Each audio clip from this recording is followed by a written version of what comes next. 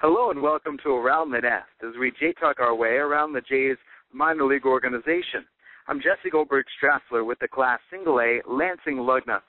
Over the course of this week's show, we'll speak with Tyler Murray or perhaps Al Hernandez of the Dunedin Blue Jays, as well as the New Hampshire Fisher Cats Bob Lipman and or Tom Gauthier. Ben Wagner will join us from Double-A Buffalo, and we'll also have a check-in with Kevin Fitzgerald. Kevin will be the broadcaster this year for the Bluefield Blue Jays. And for the entire Toronto Blue Jays organization right now, there are things going on. The big headlines this week: Aaron Sanchez promoted up to Triple-A from Double-A New Hampshire, so getting his first taste of Buffalo, and is scheduled to receive the start tomorrow. In addition to that, at the Single-A level with the Lansing Lugnuts, Jorge Saez has reached base in 20 consecutive games, and Dickie Joe Thon has been sizzling hot. At the A advanced level for the Dunedin Blue Jays, even more good things going on, with the DJs clinching a playoff spot thanks to a doubleheader sweep yesterday of Daytona. And now they're on their half break, and Dunedin is sending players off to the All-Star game. Just had a great picture tweeted out about that entire caravan headed off to the Florida State League All-Star game. Meanwhile, all the other DJs enjoy their break. And the New Hampshire Fisher Cats, Schimpf is homering nearly every day right now. It's been a lot of fun to watch. However, over the course of this show, as we go through, and you'll hear from all sorts of different folks, let's begin this week with a brief conversation with Dickie Joe Thon of the Lansing Lugnuts, as I had the opportunity to sit down with Dickie Joe earlier this year. This is Jesse Goldberg-Strassler with the Lansing Lugnuts, Dickie Joe Thon. Dickie, how did you find out that you'd been drafted by the Blue Jays? Oh, I was at home. After the first day, I didn't get drafted. The second day, my parents told me to stay in touch and stuff, and I was at home chilling out, and then suddenly I got a call, and it was Alex on Southwest. It was kind of weird. So what happened after that? Oh, we just we started talking and stuff, and we said we were going to get an agreement pretty close, and it was pretty quick, and it was a short process. Let's go back even earlier. When did you start playing baseball? Oh, man, I don't even know. As long as I remember, I've been playing baseball. Everything has been baseball since I was little. Stories go that I was like running in the field since I was little, just not even playing baseball, just playing around everywhere, running like a crazy kid. So that's all the stories I got. Were you there when your father was playing in the major leagues? My dad retired, I think it was 93, 94, and I was born 91. So, I mean, I was probably there, but I was just running around being a crazy kid. So, you grew up in Puerto Rico, right? What was that like?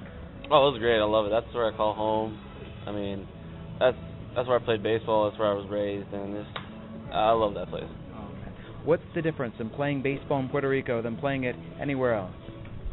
Well, Puerto Rico, I mean, it's the culture, it's the people. It's like when you're little, everything's so passionate. Everybody wants to win. Everybody wants to play good, and it's a lot of fun. How many different positions have you played?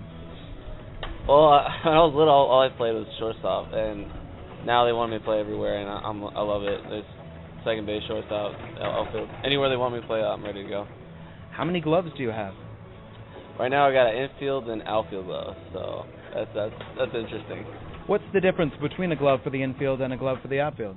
Oh, the outfield gloves. Well, I thought it looked huge the first time I got it. I was like, I'm used to the small, bitty gloves, and when I had the outfield glove, it felt huge and heavy, but you get used to it. It's not that bad. When we see you out in the outfield, one of the very first days, you immediately make a highlight reel catch. You've got 5 outfield assists on the team, so it's looking like you've played in outfield all your life. I mean, I just try to keep it simple. I mean, that's baseball. Just try to catch a ball, throw a ball. I mean, I've played a bit of outfield, but not that much. I just like I said, try to keep it simple. Speaking with Dickie Joe Thon of the Lugnuts, what is it that you're working on right now when it comes to, let's say, hitting? Oh, try to stay consistent, get a good approach, get good swings. Not try to waste any at-bats. Try to get battle and go through good at-bats. Was there something that you did entering last year? I noticed your year with Vancouver last year had been better than your prior pro season. Just a mental approach to things. Just knowing you have a next day and trying to take care of your good pitches. Now, the higher you go, the better pitches, obviously. Just try to stay in your approach and maintain it. How did you spend the winter?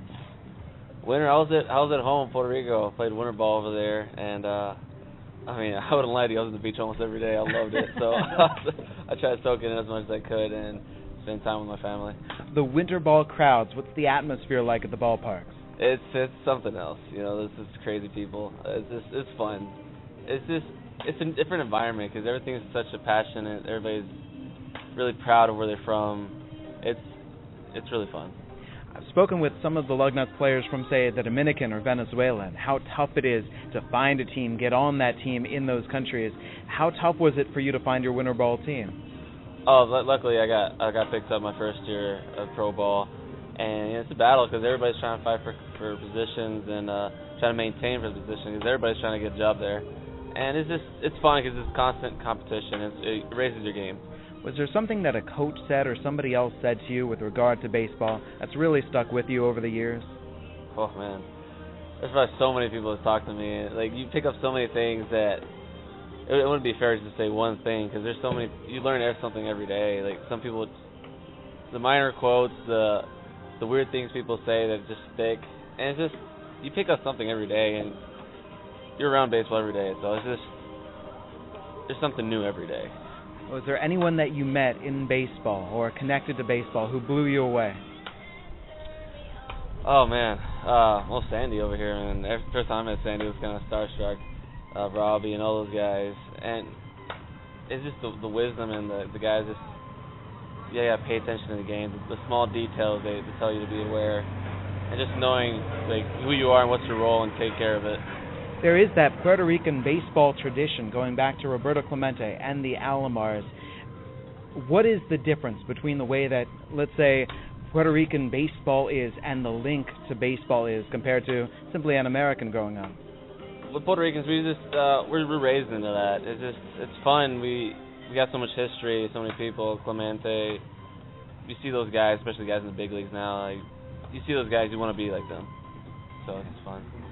All right, so talking about this season, you've had the new position in left. You're working on that hitting approach, and every now and then we see it just coming around with you showing up more power. Did you expect to hit for more power this year?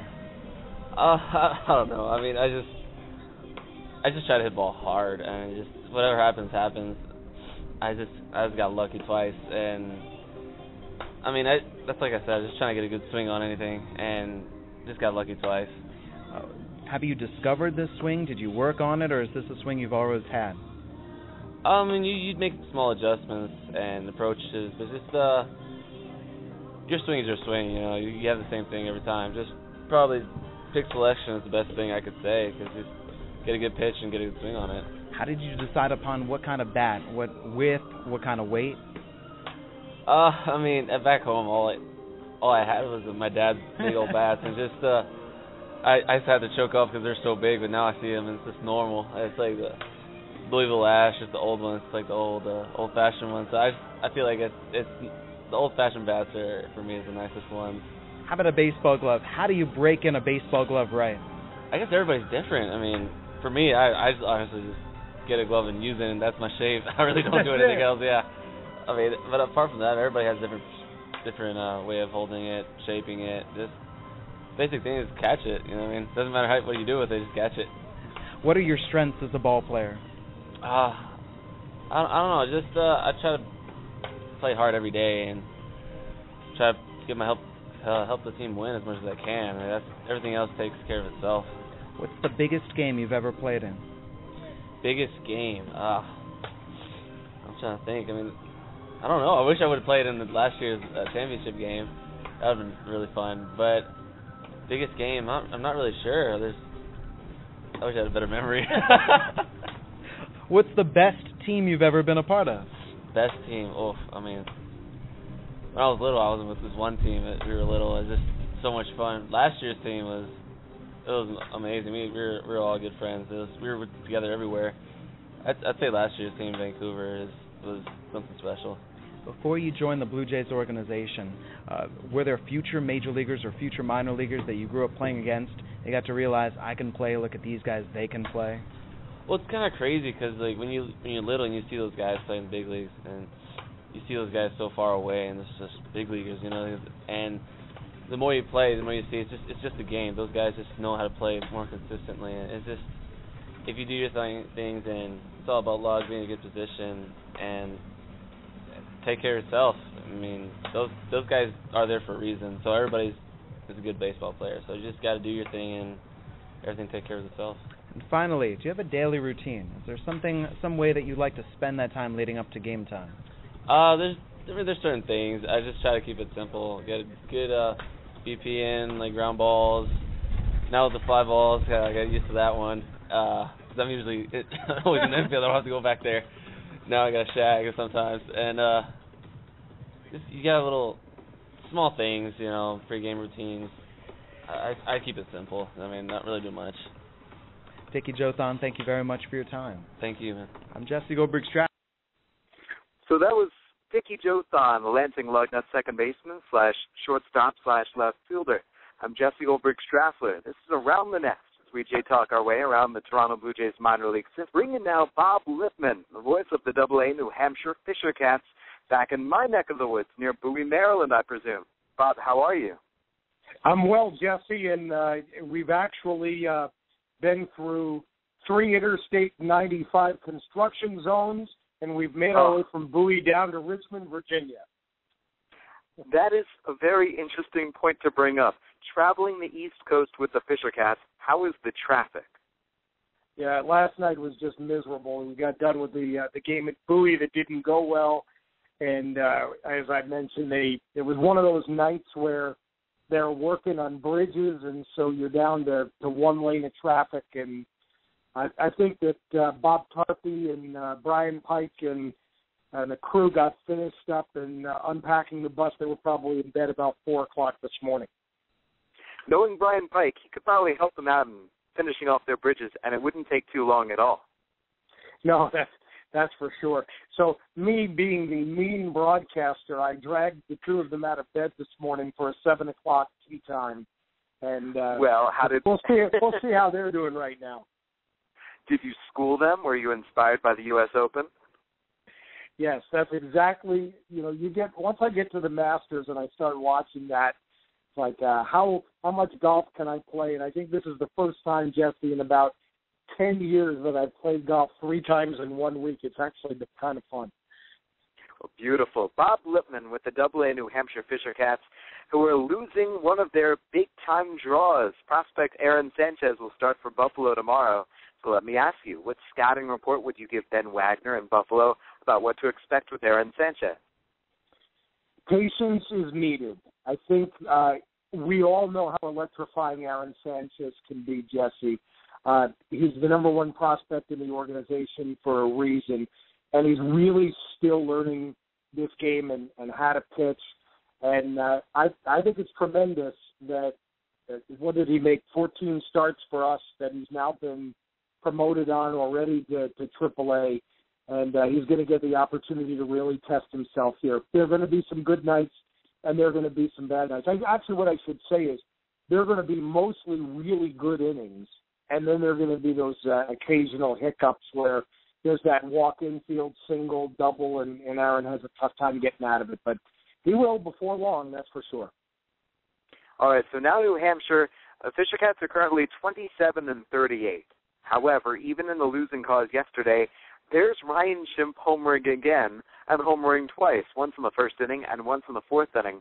So give him now 14 home runs this year. He's homering, it seems like, every single day. The other thing, if you take a look at the big difference between Ryan Schimpf last year, and he's actually been with us now into his 3rd year, and the other years, his walk numbers are terrific, 381 on-base percentage. That's outstanding. The batting average is up about 50 points from where it was last year. So instead of hitting in the 220s, he's hitting in the 270s.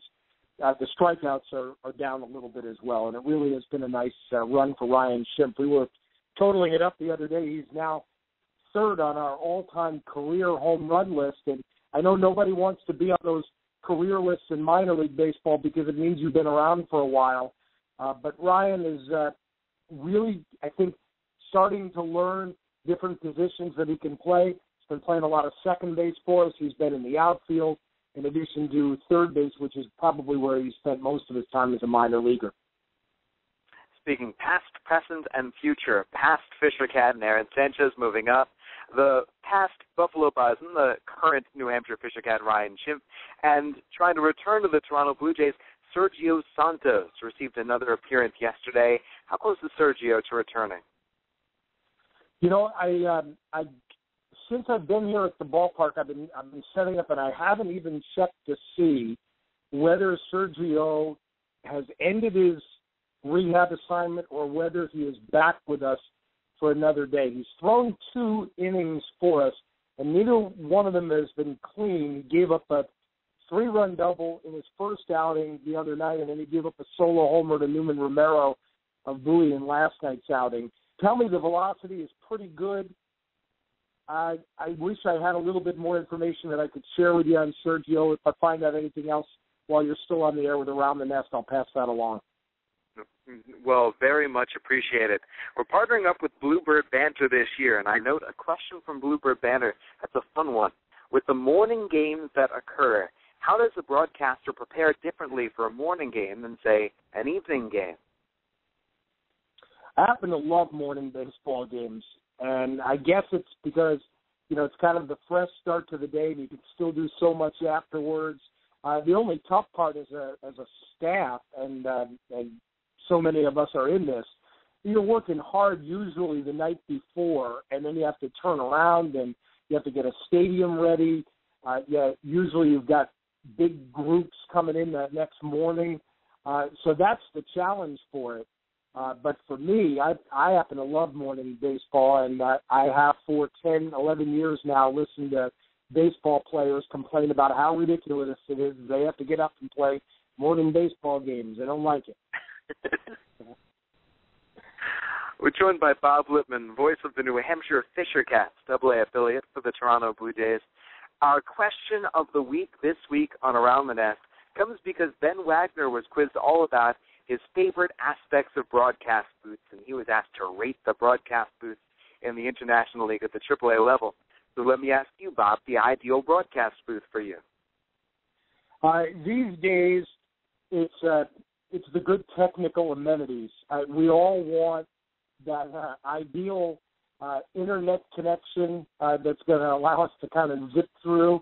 A couple of the ballparks in our league now have started adding like a replay monitoring, which we all know that our brothers up at the major league level are often very much able to take advantage of in terms of replays, and I think that adds to the broadcast, and it's been kind of fun to be able to share that with our listeners where we've gone a couple of places. New Britain is one that comes to mind there, but for the most part, I mean, I'm not too picky.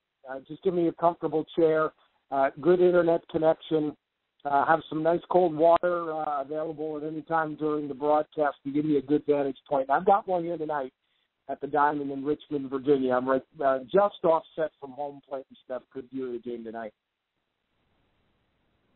And lastly, with Bob Lipman of New Hampshire, with what goes on, we're generally used to seeing some movement around the ladder at the end of April, at the end of May. Now it's the All-Star break, and so generally this is when Dunedin ships some guys up, perhaps Lansing sends some guys up. So with you, New Hampshire, are there any spots that you expect to see maybe filled, or any people perhaps you're looking forward to seeing? Well, there's certainly some pitchers at Dunedin that we'd love to see. When I took a look, we're running with 4 starters right now, Jesse. Here at Double-A, Casey Lawrence is on the disabled list, so we're a slot short. So if Charlie Wilson or any of the Blue Jay folks are listening in, you might find a starter at Dunedin and be able to send those over. I thought Sean Hill was going to help fill that, and he was traded out of the organization this week. So that's what we're looking for. Bob Lipman with the New Hampshire Fisher Cats, currently on the road. The road trip stretches now in Richmond all the way through Sunday, but then you'll be back home. Bob, tell us what's to await the Fisher Cats in the upcoming homestand. A 3-game series, Jesse, Tuesday through Thursday next week with the Altoona Curve. Pirates Double-A will be coming in. We just swept the series out in Altoona. Fisher Cats have certainly feasted on the Western Division since we shifted over to that side. We've won all 4 series that we've played against the Western Division teams. and try to make it 5 in a row here against a pretty good Richmond club that's been one of the hottest teams in our league. How have you matched up with Richmond so far this year? Well, this will be game 1 of 6. We'll see them for 3 here at the Diamond, and then they'll come to our ballpark in August. So we have not met Richmond yet. They're the Giants Double-A. It's going to be fun, and you consider where the Blue Jays are in the majors, where the Giants are in the majors. It's the fun thing too. In the Midwest League, there's only one other American League East squad. So with the prospects moving their way up the ladder, it's fun to see those matchups. But best of luck to your Fisher Cats over the course of this weekend and on into next week. And we'll check in with you again next week, Bob. Yeah, Jesse, just a few 2 closing thoughts. First of all, congratulations to Dunedin for a tremendous job well done. I think to be sitting at 46-20, already have the playoff berth wrapped up. Congratulations to those guys. And I know I mentioned to you already, I had the opportunity to meet our new broadcaster from Bluefield, Kevin Fitzgerald, who's from Central New Jersey, Syracuse University, who's just honored in Salisbury, North Carolina, as the College Sportscaster of the Year. And he is joining the Blue Jays organization, and I know we'll hope to have him on as we move along going forward. And best of luck on what I hope will be a nice, long, very productive career for Kevin. Well, Bob, thank you for passing that along, and we hope to be checking in with Kevin a little bit later on and around the nest. Thank you very much, and I'm glad that you had the opportunity to cross paths with him. Yep, thanks a lot, guys, and have a great week, everybody. Look forward to talking with you again soon. Beautiful. Bob Lipman of the New Hampshire Fisher Cats, the Double-A affiliate for the Toronto Blue Jays. Fisher Cats currently on the road in Richmond. Well, as we move along on Around the Nest, let's move up the ladder, up to Triple-A. We just heard the scouting report for what Aaron Sanchez can hope to provide Buffalo. And so now to the voice of the Buffalo Bisons, we bring in Ben Wagner. Ben, how are you? I'm doing great, and already feeling the buzz about Aaron Sanchez as it started to really build yesterday with the promotion, his arrival. He'll be my guest on Countdown to Bisons Baseball before his Triple-A debut, and was really happy to hear about the scouting report, so we're all looking forward to it. Well, you are currently in Toledo, Ohio. Ben, where are you originally from? Originally from New Paris, Indiana, which is Elkhart County, Goshen, Elkhart, South Bend area.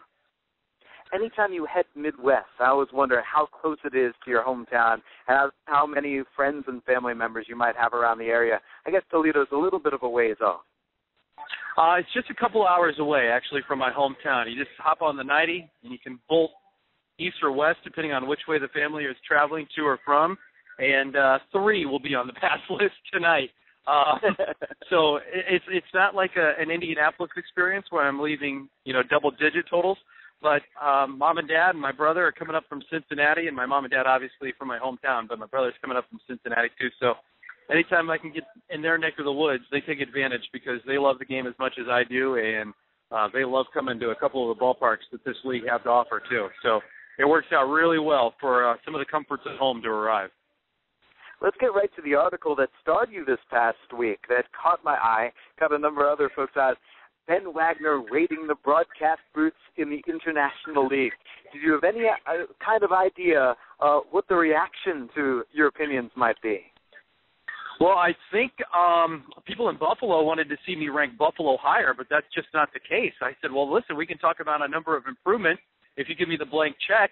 But that wasn't the case. I will say the people in Louisville and Indianapolis, they're always happy to see me because they know how much I think of how they do not only the broadcast and treat the broadcasters as they're traveling in, but the overall operation. So and they've been very good to me and my family now for 7 trips through.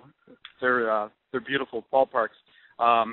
So overall reaction, I think maybe a little surprising to some, including Andrew Kurlick, who wrote the article, and I was kind of surprised that he even would ask me to share my opinion, but I was happy to share it because, as he also displays in the article too, it's a different vantage point. When you go to a ballpark and you want to have a feeling of a fan, you want to feel the life of the ballpark, but also how you experience and how you interpret navigating a ballpark is much different than a fan. So I was happy to do it and hopefully provided a lot of perspective for some of the people that are visiting around the International League. Let me ask you, what is the strangest or perhaps most unusual place or vantage point you've ever broadcasted any sporting event from? Jesse, can you repeat the question just one more time for me? I'm sorry. This is rather vague because I'm curious. What is the most peculiar vantage point you've ever broadcasted any sporting event from? Most peculiar vantage point, any sporting event. Wow. It had either on a scissor lift in North Tonawanda, New York. That was for football during the rain, which is never a good feeling. So that's one.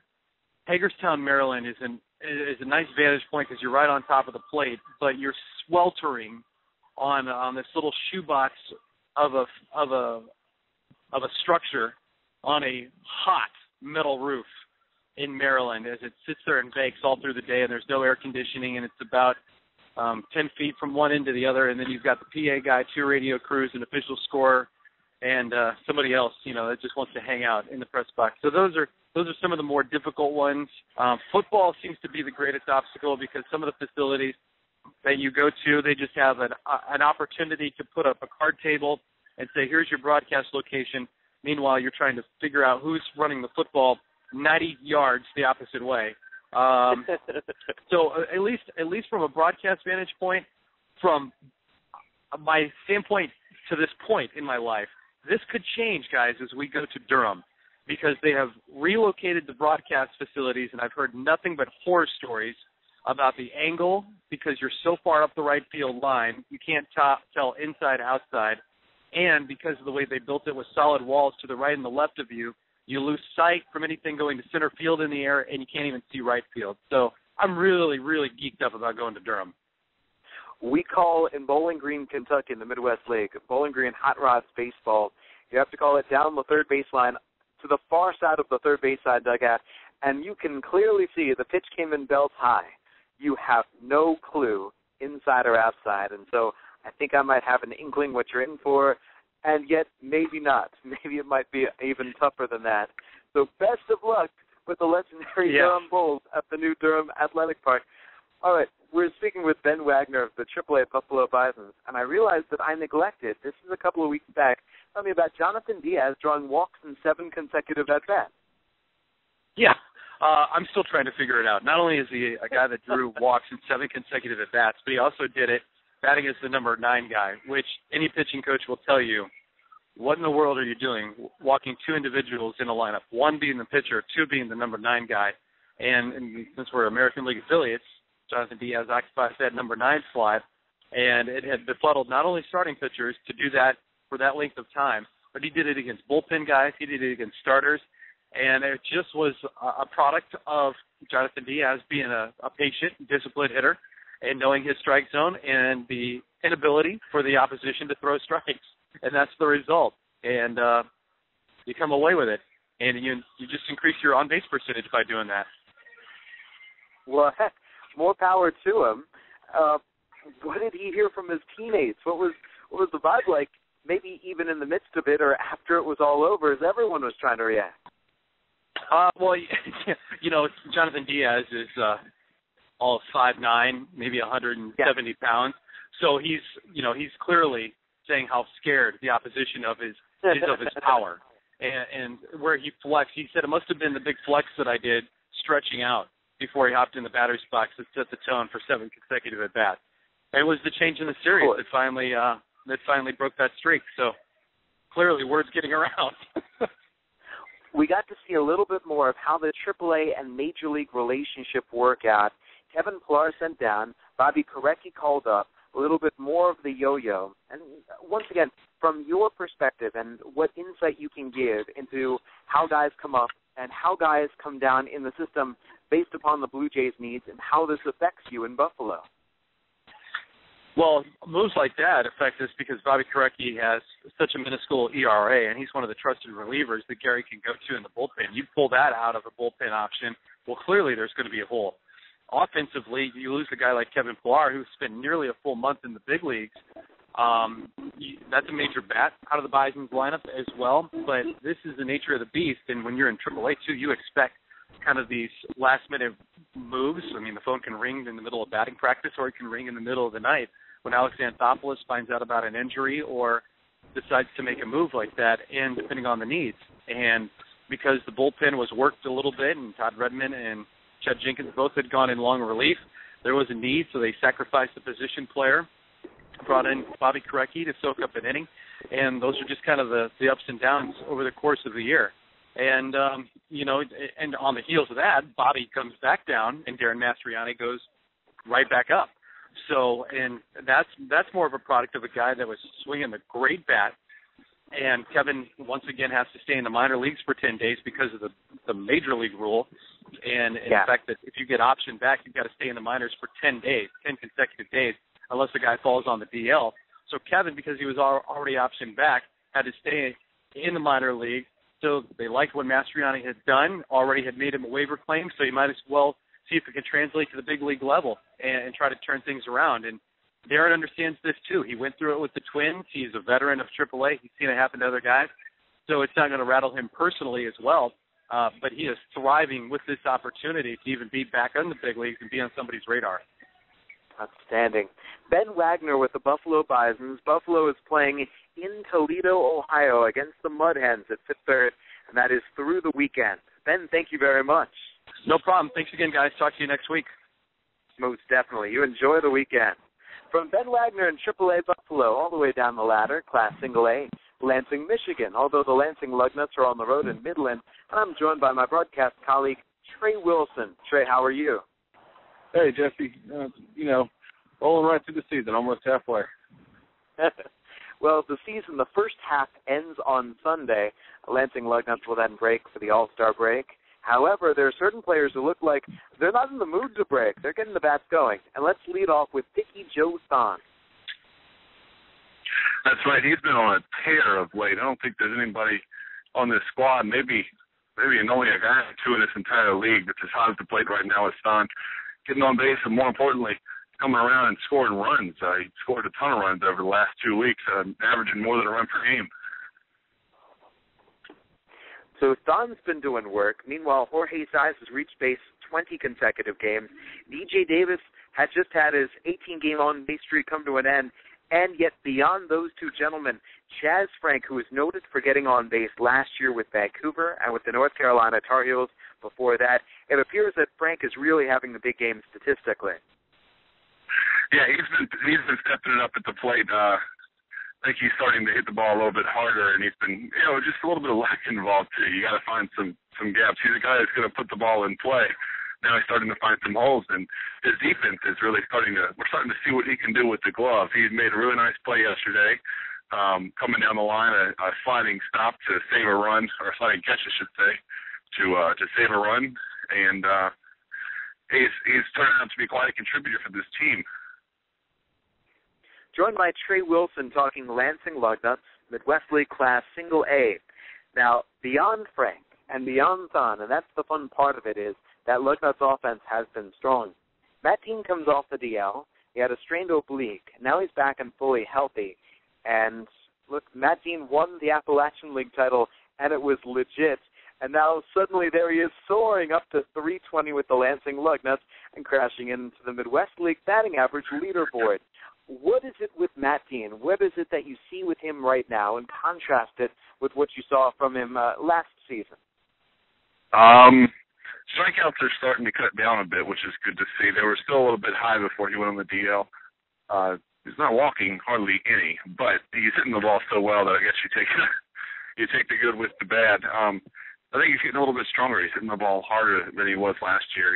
He was an extra base hit machine for a while, but we saw him as a very streaky hitter last year, and he's been streaky at times this year too, but I think he's found a bit more consistent groove at the plate and really carried over the strong second half that we saw last year. The first half he would hit the ball and he wouldn't hit the ball.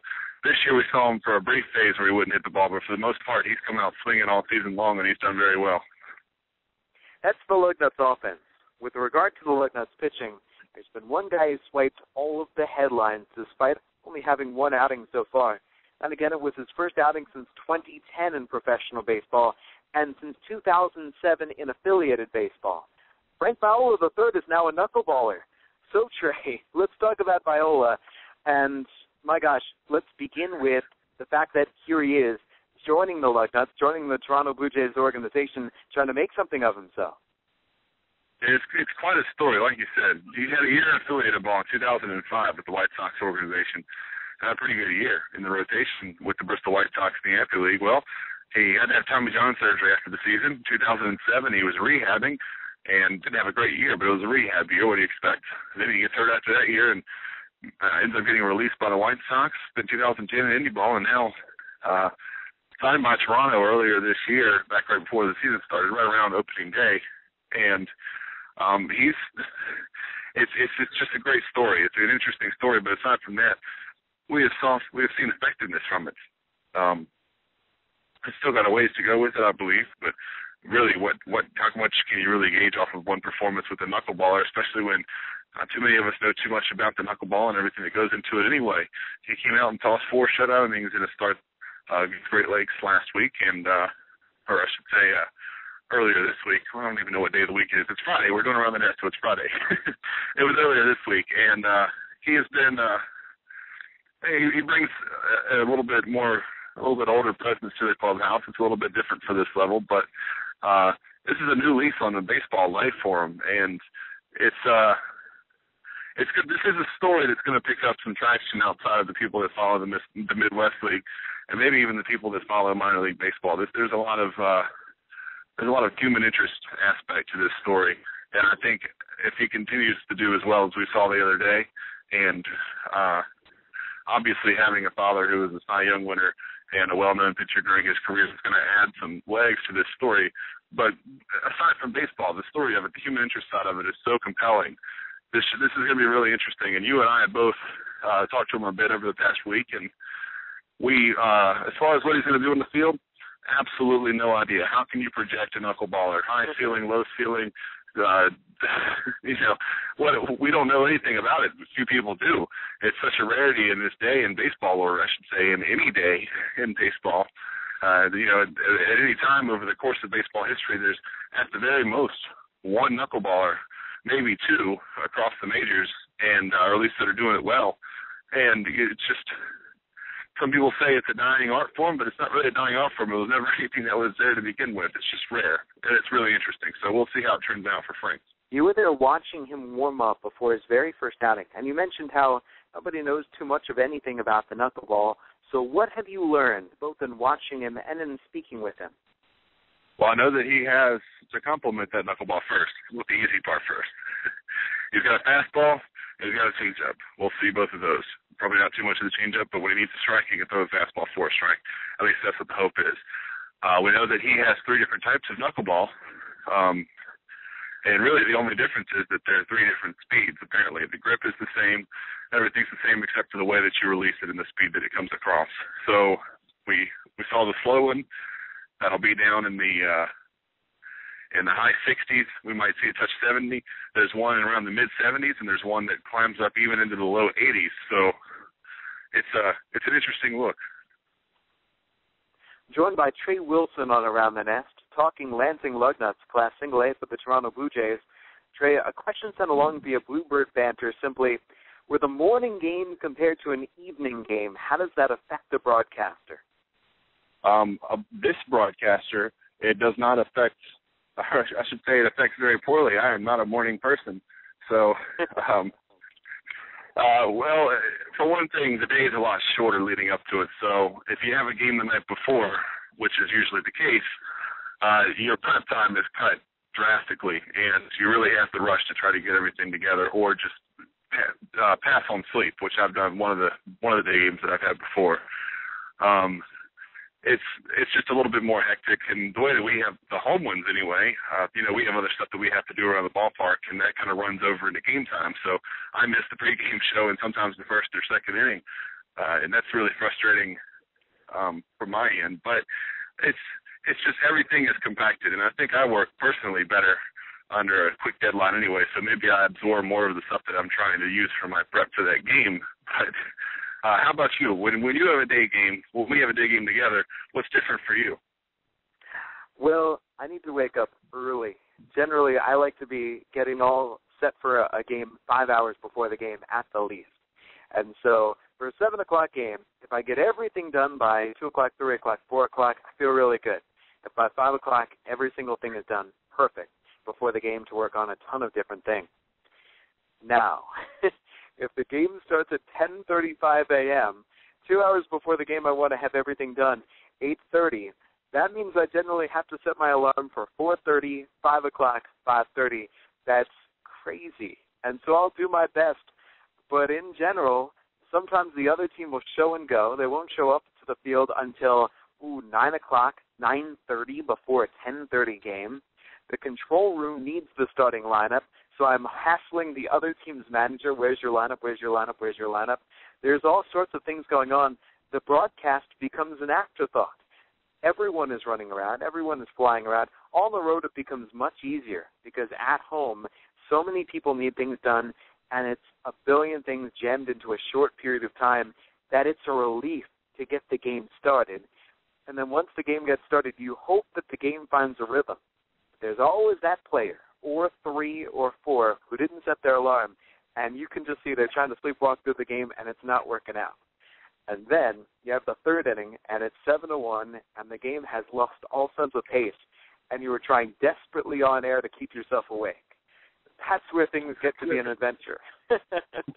So yeah, we've had something like that. Yes, I try to have my highest energy between 6 p.m. and 11 p.m. at night. That's a bad set of circumstances when we play a 10:30 a.m. game. That means that my body is going to be all out of whack. So I thought that was a really interesting question. Yeah, definitely. It's different, and it's not something that you can ever get used to, and hopefully we never get to a point where we have so many of them that we have to get used to it. Agreed. Our question of the week for all the broadcasters, coming from Ben Wagner and his preferences in broadcast boots in the International League, it's simply this. What makes up, Trey Wilson, your ideal broadcast booth? A good sight line to the field is always the biggest thing. Broadcasting down the third baseline is a little bit tough to do, and it can kill the rhythm of the game from a broadcasting standpoint. At least I've learned that in the last couple of years. Really, a connection to the internet, a good sideline on the field, and some space for me to have my notes laid out. Aside from that, everything else is extra and is nice to have. There are things that are certainly, there are places that go above and beyond, but those are really the only 3 things that I worry about. Everything else after that, good food, air conditioning, not full of insects and spiders and yellow jackets and whatever else. All those things come secondary to the fact that as long as I can see the game and have space to set up the things that I need and can get connected to the internet to look up things on the fly when I need to. I like this question very much from Bluebird Banter. I think it looks ahead nicely, and also it's a good question for the Lansing Lugnuts, and that's, let's say Daniel Norris gets promoted, and he certainly deserves it at this point. So who fills that spot in Dunedin? Trey Wilson, are there any guys from the Lugnuts you think would earn that promotion upwards out of the starting rotation? Which name did you say there? I didn't hear the name of the promotion from. Oh, Daniel Norris. Okay, it's clicking now. It's clicking now. Yeah, hypothetical promotion to Daniel Norris. Yeah, should Daniel Norris get promoted? I'd say the one that looks the most ready to go at this point, and I don't think he's quite there yet, but I would say it would have to be Jeremy Gaborisky. He's been the most consistent, but he's been the most consistent. He's thrown strikes, and he has improved drastically from April to now. But I still don't think he's quite there. I don't know that we have anybody right now that's really ready to go. We have a lot of guys that are going to have great stuff down the line, but the development process it's just that it's a process, and I don't think. Again, I'm not in baseball operations. I'm not a scout, and I'm not a general manager, so I have no idea what exactly the guys in Toronto are looking for. But I do know that it's like just from the naked eye, from our viewpoint looking up, Gaborisky's probably the closest at this point. Heading into the All-Star break, this is the end of the first half. So how do you see the Lugnuts come the second half of the season? Hot. They're looking better right now. We've seen flashes of what this team can be, and I don't think we ever had any question that this is a playoff team, and I don't think we ever really thought that they were going to be a playoff team from the first half. I think the first half went just about the way that we expected. The offense was hit or miss, but when it was on, it was on, and it's a good hitting team. I think the pitching maybe was a little disappointing for the first half, but there was a couple of guys that we had up here, and Alberto Toronto and Jairo Laborte, that it was good for them to come up and get the experience here, but if they're going to be in Vancouver this season, I think a season at that level is going to be very good for them down the road. So they'll have a little taste of here. They'll want to get back here, and they both struggled here, and I think that was, I won't say that I was surprised, but I was a little surprised. It was they both had trouble throwing strikes, and that had never been a problem for them before. But those two, and then we had there's just so many injuries, so many unfortunate injuries especially with our pitching in the first half. I think that really hurt, and I think that the guys that we have here can get into a groove, because we have some really good pitchers here. They haven't had a lot of consistency yet, aside from maybe Gaboriski. I think that the pitching staff here is going to be just fine. The bullpen is definitely solid. We have a good bullpen here in Lansing, and we have a few guys that we can count on 9 times out of 10 to come in and put up a scoreless frame when needed. So you talk about Griffin Murphy and Phil Kish, and when he's at his best, Scott Silverstein, Jeffrey Del Rosario, and Edric Kelly. Those guys are all very quality relievers, and I think that'll take us a long way through this second half. And we had injuries for the hitters, too. You look at Justin Atkinson, one of the hottest hitters on the team, when he got hit by that pitch in the wrist and went down, and Matt Dean missed a big chunk of the first half with that oblique strain, and he's back and healthy now. We have a couple of other guys that are banged up and dinged up, and I think a couple of days off will be very beneficial to them, even if we see some guys getting some rest here in this Great Lakes series. They're up in Midland before the All-Star break actually starts in 3 days. I think the rest is going to help and should hit the ground running to start off the second half. There was a big losing streak at the beginning of the first half that really hurt Lansing, and I think they would have been right there in the hunt for the first half playoff spot had it not been for that. And because the rest of the run, they were 500 team most of the time, but they could put together a winning streak here and there. So I think we'll see that improvement over the second half, and should be one of the teams to look for in September in the Midwest League playoffs. That's Trey Wilson with the Lansing Lugnuts. You can find him on Twitter at TreyWilson757. Meanwhile, go to LansingLugnuts.com for all the information on the Blue Jays Single-A affiliate. The Lugnuts play tonight, tomorrow, and Sunday against the Great Lakes Loons. And then they enter the All-Star break with Mitch Ney, Matt Dean, Griffin Murphy, and Derek Lovelace representing the Lugnuts in West Michigan at the MWL All-Star Game. Trey, thank you very much. Until next week. Thanks, Jesse. We've spoken with Trey Wilson about the Lansing Lugnuts, Bob Lipman about the New Hampshire Fisher Cats, and also Ben Wagner about the Triple-A Buffalo Bisons. I've been waiting to hear in from either Dunedin Blue Jays with Al Hernandez and Tyler Murray, or perhaps Kevin Fitzgerald with the Bluefield Blue Jays. I've not heard in from either one of those teams as of yet, and so while we have the opportunity, we can use this time to hear from the Lansing Lugnuts and former Vancouver Canadians spark plug outfielder Chaz Frank, whom I had a chance to catch up with earlier this season. This is Jesse Goldberg-Strassler, joined by Lansing Lugnuts outfielder Chaz Frank. Chaz, first things first, what do you love about baseball? I love being around, my teammates every day. Come out here and, run around, and we get to play, a kids game every day. Get paid to play it, and I like being out in the sun and putting on the spikes and getting dirty and having fun with my friends. Were you always an outfielder? When I was younger, I played first base. I guess it didn't matter how tall you were when you're that young. It was just whoever could catch the ball, and I was the only one that could really catch the ball a lot from our shortstop. So I played first base until I was about 10, and then I was fast, so they moved me to the outfield. How did you go to North Carolina? What was the path that led you there? I was playing American Legion ball. My buddy started playing it's called showcase ball. Where you get on a team and you go play around colleges around North Carolina. and he was getting offers, or he was getting looked at from colleges. He's like, Chaz, you really need to come and play for this team if you want to play college ball. And I did, and I played well. And after about 2 or 3 months, I was getting recruited by a lot of schools around the North Carolina area, and Carolina was always my dream school. And when they offered me, I decided to go there. How did you grow as a player while you were here? What, there? Mm-hmm. How did you get better year after year? I learned a lot. Coach Fox is a great coach, not only on the field, but off the field as well. I grew personally as a person, and learned a lot of things on the field as well, how to be a smarter player, and how to use my speed, and the different situations in baseball that you don't learn in high school. When I was there at UNC, they treated it like a family. Everybody was we had real strong relationships with one another, and I had a great time there. What's the best baseball atmosphere you've ever played in? Besides Omaha, when I played in front of like 30,000 people for opening game, I would have to say Florida State. Florida State, they have like 8,000, 9,000 fans every game. They have chants. They sing "O Canada" in like the 5th inning.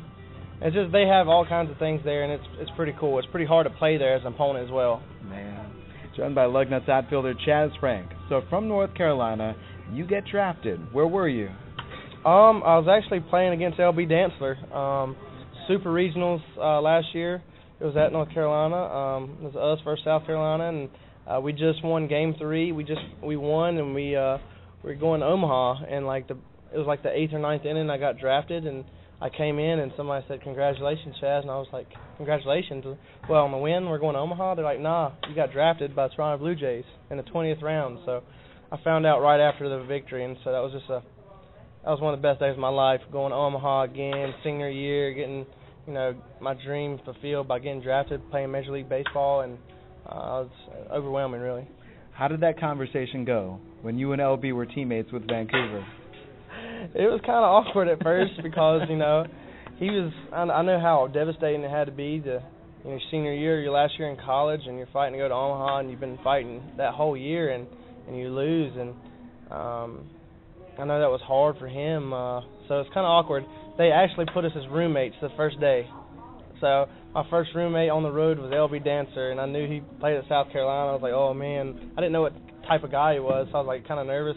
But he's a great guy. I couldn't ask for a better roommate and a better teammate. So we got along pretty quickly. I used to tease him about it all the time, but we can laugh about it. How was that Vancouver experience with that kind of team on your way to the title? Oh, that was awesome. I didn't know what to expect, to be honest with you. Coming into professional ball, I thought everybody's just going to be for themselves. Everybody's trying to move up and everybody's wanting to do well. I didn't think it was going to be anything like college, but we had a lot of college guys on that team and a lot of experienced players, and we really bonded as a team. When I first came there, we were a 500 team. It didn't look like we were going to get in the playoffs, and we got better and better and grew as a team, and it was awesome. Vancouver was an awesome place to play in. Let me ask you about another guy you played against while you were in college. Then he joins you as another Canadian teammate, Scott Silverstein out of Virginia. And I know it's Florida State, it's Virginia, it's North Carolina. I know how the ACC can be. Yeah, it's a competitive league, and everybody in that league knows each other pretty well. I knew Scott. He hated facing me, and I hated facing him. Virginia is a good ball club. There's always a battle between us, and he's a good person as well. He's a great teammate. We probably hated each other when we were at rival schools, but now we get along pretty well, and we're pretty good friends. Joined by Lugnuts outfielder Chaz Frank. So how did you spend the winter? This winter I played a lot of golf. Are you good? Not really. I wouldn't say I'm good. I'm trying, but I live with Will Myers. He was a rookie outfielder for the Rays last year, Rookie of the Year, and spent a lot of time training with him, working out with him, and on our off time we played golf, and I also gave hitting lessons. So at one of the batting centers close to my home, I gave hitting lessons, and I really enjoyed that. Really enjoyed working with the kids. Let me ask you: is there a central key to being a good hitter? Essential key? I think it's just all in the mind, to be honest with you. I think hitting's 90% mental. You know, you can work on your mechanics all day, but if you don't have, you know, the confidence to go up there and know that you're going to have a good at bat or, you know, do something to help your team win, I don't think you're going to be able to succeed.